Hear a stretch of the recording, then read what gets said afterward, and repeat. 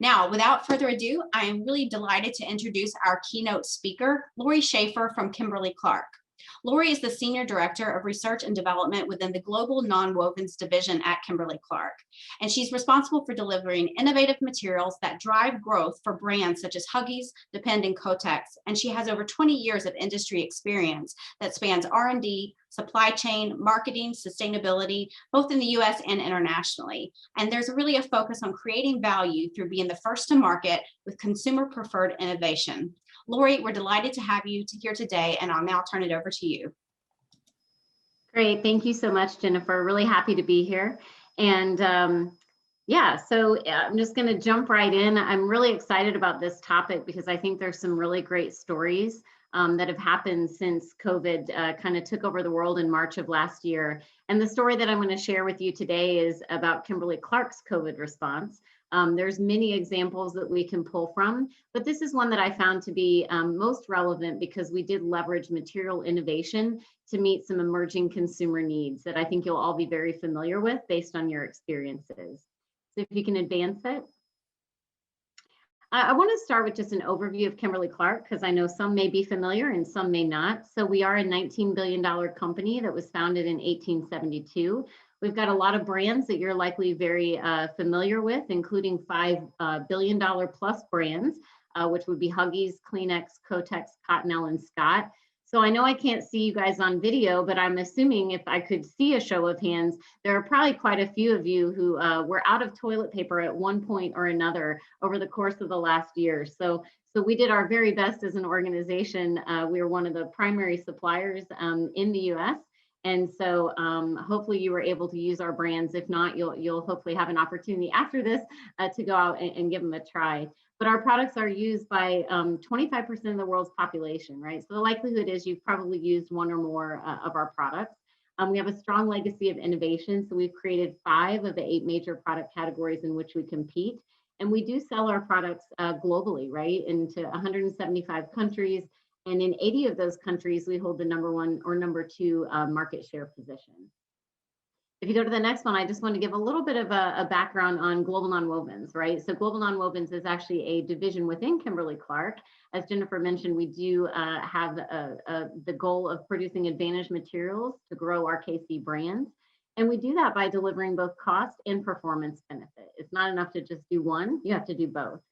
We are the largest supplier of nonwovens materials in North America and the 3rd largest globally. And we have a long heritage of innovation. We have a broad patent estate that spans multiple technology platforms. And if you go to the next one, you can kind of get a flavor of what that looks like. So Global Nonwovens has been in operations for 50 years, delivering material innovations that have created quite a few new growth categories for KC. I haven't highlighted them all here, but I've just highlighted those that I think you guys might be familiar with. So pull-ups is a great one, where the material that we make for the side panels has actually created that category and has created a whole new potty training experience for moms and dads around the globe.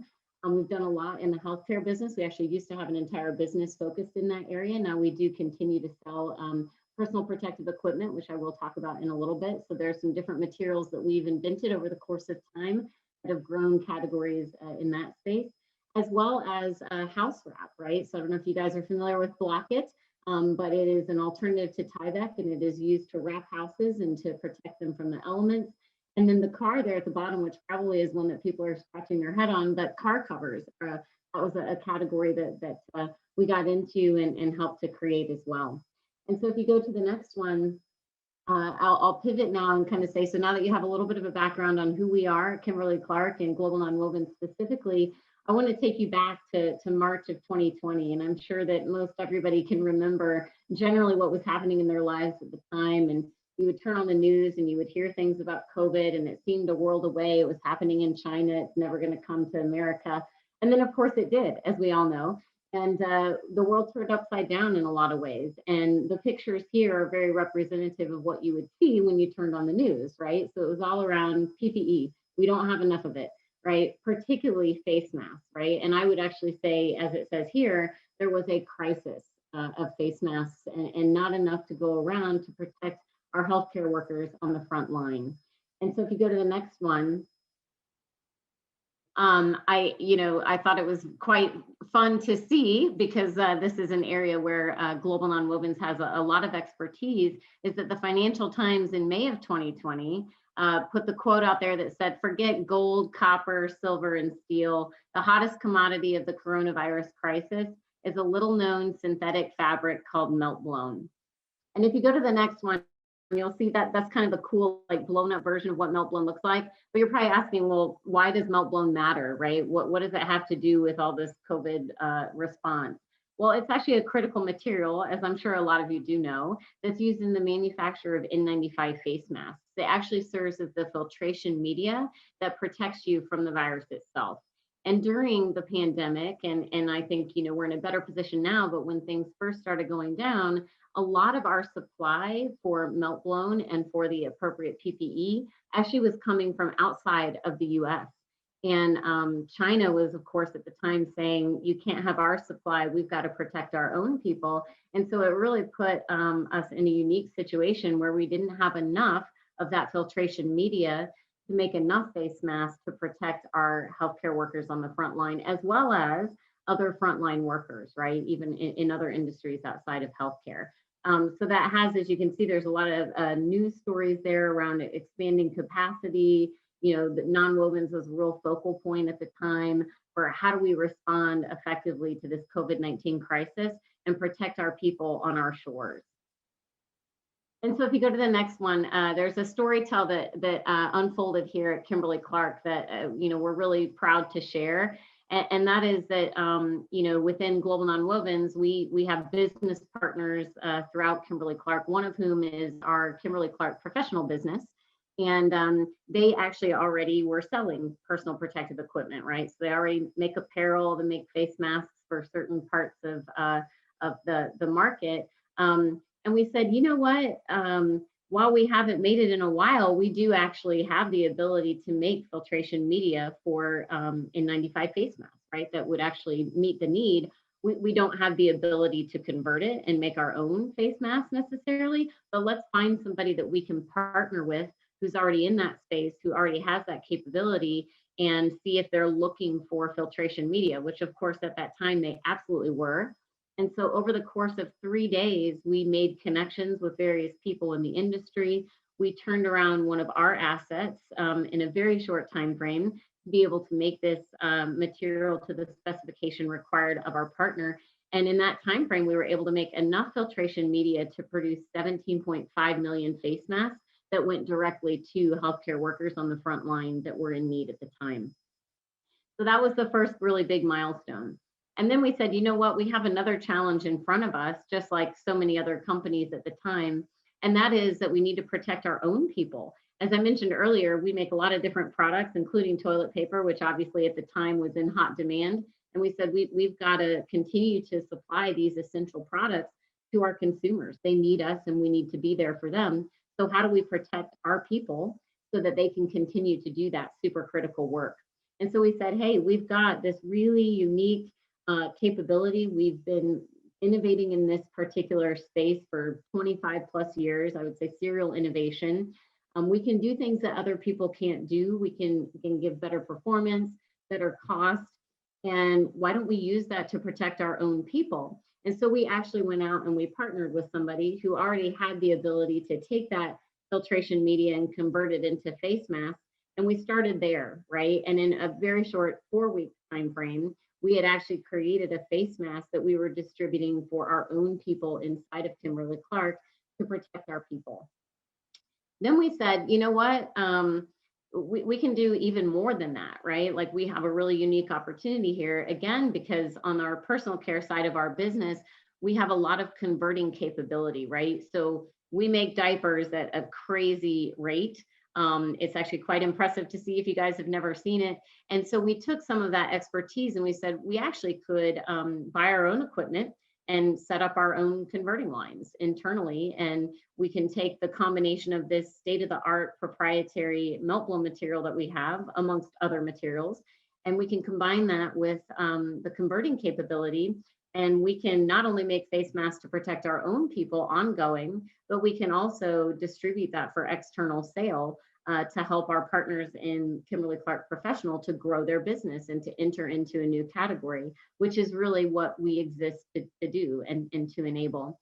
And so we were able to do that in a 6 weeks time frame, which again, keeping in mind that there's a lot of regulatory work and quality work that's happening in the background, that was very much fast track, right? Because at the time, these are things that have frankly never been done before. They would typically take many weeks longer, probably 3 or 4 times that long, given the guidelines in place. But we were able to work with a variety of people and work with the regulatory bodies to accelerate that process. So very exciting to be able to meet the need in such a short time frame. And then the longer term play there, which is in progress and has been recently communicated, is we're expanding some of that non-woven capability and expanding into some other areas so that we can grow not only for our KCP partners, but also for our personal care partners, continuing, as I said, to bring that proprietary non-woven technology to bear to grow our personal care brands as well as our B2B brands. So fueling that business growth. And if you go to the next one, so kind of what's next and what do we learn in all of this, right? And if you think about the theme of this whole event, it really is around material innovation and how do you leverage material innovation to drive growth and to meet emerging consumer needs. Well, we would say, and I don't know, again, I can't see you guys, so I'm just gonna visualize you that by show of hands, maybe you can just do it, with me. If you've ever used what we call a molded mask, right? This one happens to be a 3M, right? It's a pretty standard product. It's pretty rigid. It's got, elastic that goes around the head. Sometimes you'll have those masks that go around the ear, right? You'll have an elastic band. I don't know about you guys, but I've been wearing masks quite a lot lately, as I'm sure you have been as well. And it can actually be quite uncomfortable, right? So particularly these elastic bands can cut into the skin. If you look at this metal piece right here, that typically goes around the nose. And, particularly if you're wearing it for long periods of time, like a full shift, it can create bruising. I'm sure that you guys have probably seen pictures in various publications of that effect. And it really is an opportunity where material innovation can be leveraged to drive better comfort. And so to me, that really is the next frontier and an area that I want to talk about just a little bit more if you go to the next one. And that is, what do consumers even say about using these products, right? So these are actually quotes from people who are using these for extended period of time, right? They're saying, when I have the mask on, I feel like I'm wearing a dirty diaper. Like, who wants to feel like that, right? Like that doesn't really conjure up feelings of warm and fuzzy. It's suffocating me, right? I feel so hot. It's making me feel claustrophobic. And frankly, the most pleasant thing about wearing this thing is when the second I get to take it off, right? Literally, it's like somebody putting a towel over my face. I can't breathe. That 8-hour day, which frankly is already pretty challenging, particularly in this environment with all the challenges related to COVID. That 8-hour day now feels like 15 hours, right? So it's really, really just grueling. And so one of the things that I wanted to highlight is in an area where Global Nonwovens has really brought a lot of their expertise to the table in this category is, how do you make the material lighter, right? Like, how do you design it differently so that you create more space for the user to breathe so they don't feel like they're suffocating, right? So we've done that with a slightly different design. It's called a duckbill design. So it has a larger chamber that allows the consumer to breathe a little bit easier. But the other piece that's tied to the material is like the weight of the materials that you use, right? So if you think about when we talk about melt blown, the better filtration efficiency you can get at the lower weight, which is the innovation that G&W brings to the table, it actually creates a much better wear experience, right? So you can just imagine lighter weight. I don't have as much, preventing me from being able to draw a breath easily. But at the same time, I can feel confident that I'm getting that protection that I need to prevent myself from getting COVID or any other kind of nasty, right? Which is really what that N95 level protection gets you. So that's what we bring to the table is kind of a unique way of processing the material that does allow us to get to those, lower weights, so that we can deliver that more comfortable wear experience. And then the other piece that, I was mentioning earlier is on this molded mask and kind of the more traditional view that you would see in the market is that really tight elastic, right? Which not only creates some challenges behind the ear in terms of, digging into the skin, but it really does create kind of a feeling of fatigue when wearing over the course of a long period of time. So we also have within Global Nonwovens a unique material, an elastic-based material, it's film-based, that we put in as our head straps, right? And so they're really stretchy and they distribute the tension much more readily across a wider area than what these really thin elastic straps do. And so I've actually been wearing them around quite a lot in the last week or so. And you can, for me personally, I can wear it all day and I really don't get that same indentation behind my ear that I get when I wear the competing product. And so these are all areas where, material innovation can be leveraged to drive that consumer benefit. Because at the end of the day, that's what we consider ourselves, that's our mission, right? Is to really bring those unique material innovations to life in different product forms, right? So it's a combination of the material innovation, the material properties, but also the way that you put all the pieces together, which is the product design. So it's really a combination of those two things. And our hope is that by bringing all of these pieces together, we can create a completely different experience for the consumer so that those narratives that you see up on the screen change to something positive. Now, can I say that somebody's ever going to say, please let me wear a face mask all day long? I don't know, but that would be a win in our book, right? But at a minimum, we would like them to not, feel like they're suffocating, right? We'd like them to feel as though they can draw that breath easily. They can do the work that they need to do. They can focus on things and not worry so much about the protection that's on their face, knowing that it's going to do what it needs to do and it's going to allow them to continue to focus on their day-to-day. And that is actually like all that I had formally prepared. I am a very, I like chatty person. So if you guys have questions, please feel free to ask questions. I really wanted to allow this time at the end to really be kind of open dialogue, questions around approach and things like that, that you might have for me. Thanks very much, Lori. Now that's great. I certainly want to open it up to the room for discussion.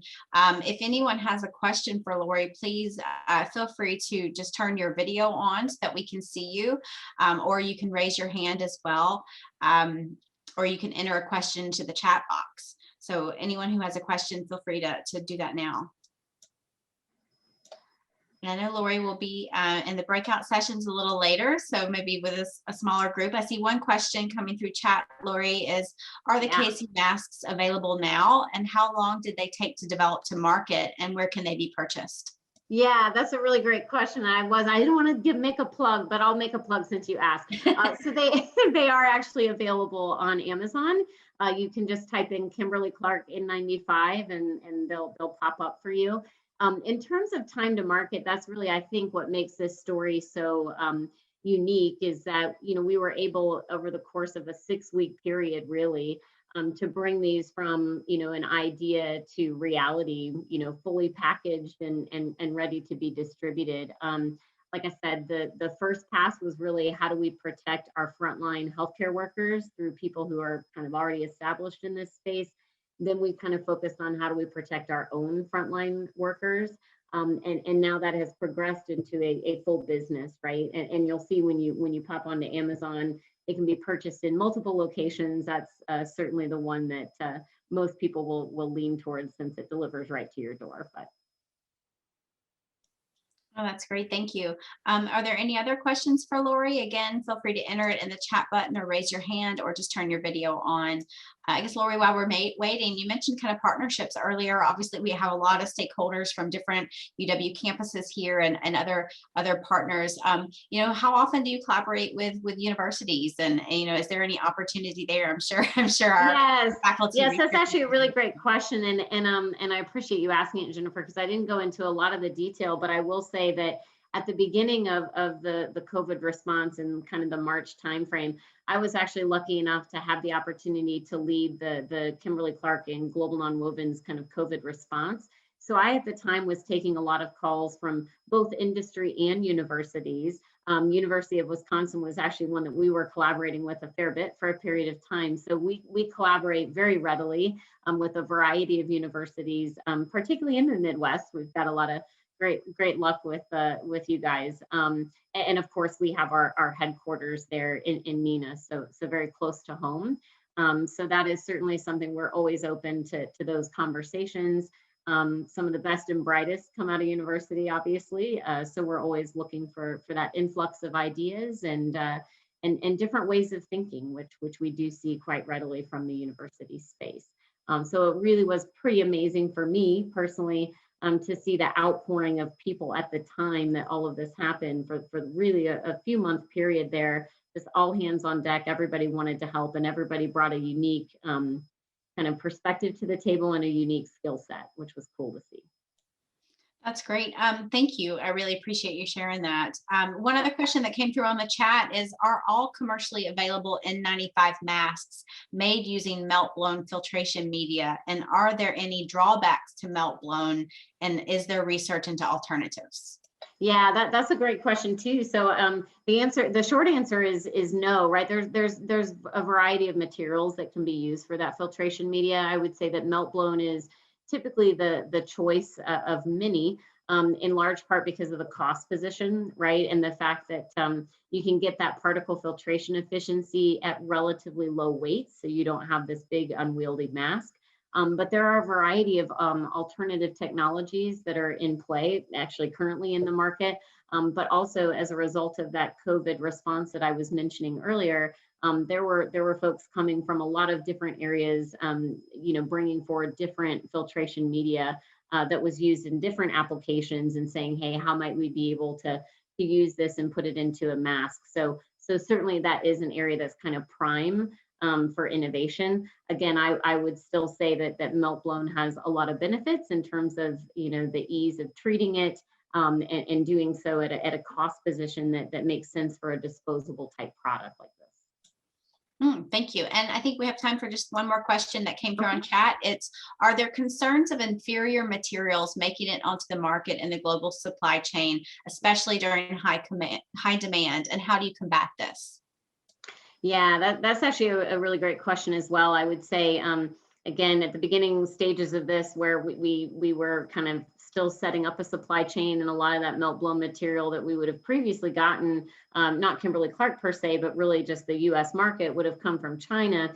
And there was a lot of capacity expansion that was happening. Our assumption and a lot of our research would say that some of those materials are not as good quality, right? So do they get into the US market?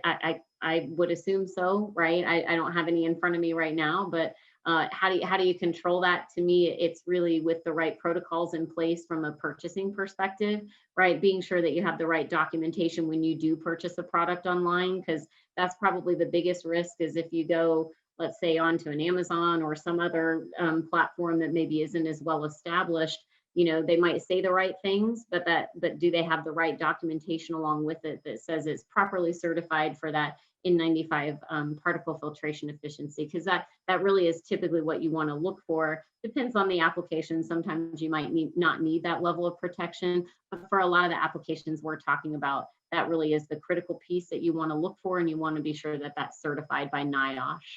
And if you don't have a NIOSH certification, then I would probably start to question the validity of that source. Well, thank you so much, Lori. I, again, really appreciate your time today. Appreciate the presentation and look forward to further discussion in the breakout room. So thanks again. A virtual round of applause for Lori. Thank you, guys. Lori. Yeah. Appreciate the time.